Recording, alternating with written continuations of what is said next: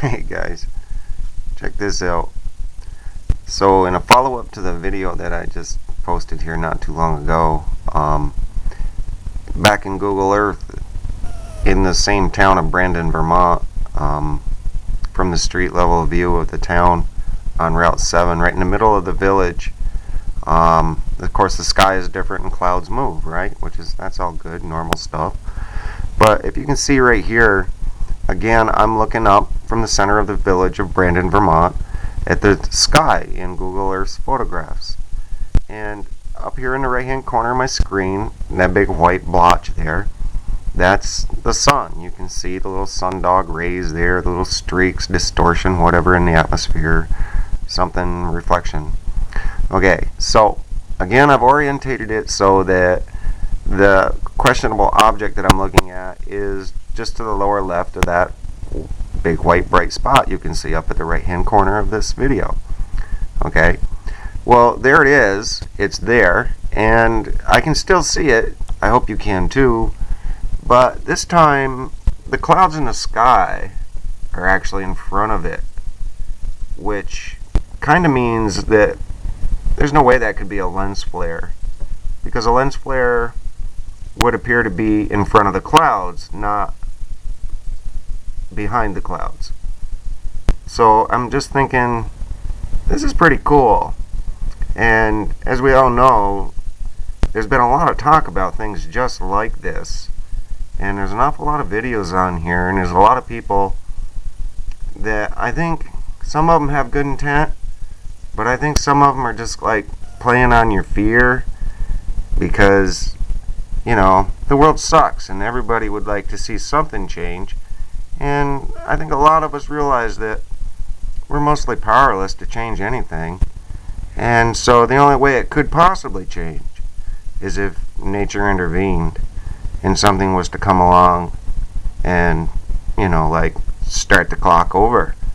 And we know that's happened, right? Everybody knows that. Textbook science, it's nothing.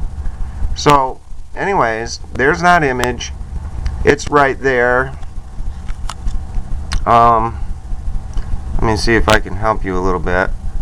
This right here is what I'm talking about, right where my mouse pointer is. That is the same object. This is the same sky and town of my first video. It's right there. Sometimes I'm on this flat screen monitor, so there's a little bit better angle. I can see it at least clearer in my viewfinder on my camera. But it's right there. That's it. And you can see the clouds in the sky, they're all in front of it. Right? They're kind of, you know, starting to obscure it, which I think is maybe a part of the reason why we have so many cloudy days and jets fill our skies with crap. I don't know if any of you have noticed that, but you need to look up.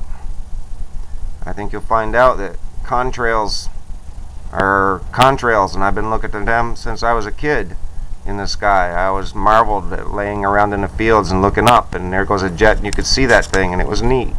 You could watch it disappear virtually. Now the stuff that comes out behind these things covers horizon to horizon, and it doesn't just go away. It simply spreads out, and it turns the sky kind of a milky grayish pukey color. And I'm getting tired of that too. But this thing here, this was, like I said, these photos I believe are at least 2 years old, because there's things in these pictures as I go down Main Street that I recognize from, you know, 2 years ago. There's a motorcycle on the corner, and I remember that. It was for sale, and I actually looked at it, so I know that. But, you know, 2 years in the making, and it does seem like things are getting weirder and weirder all the time around here. So there's my video. That's what I think of the world. And again, you can look at this too. This is the newest version, I believe, of Google Earth. So go ahead and grab that program, download it. It's free, dudes. Anybody can have it. All you got to do is go to Google Earth, grab it, download it, run it up, type in your coordinates, Brandon, Vermont, right in the search box. It'll take you right to the town. Drop yourself right down on Route 7 on street level, and then scroll your photo imagery around until you're looking up.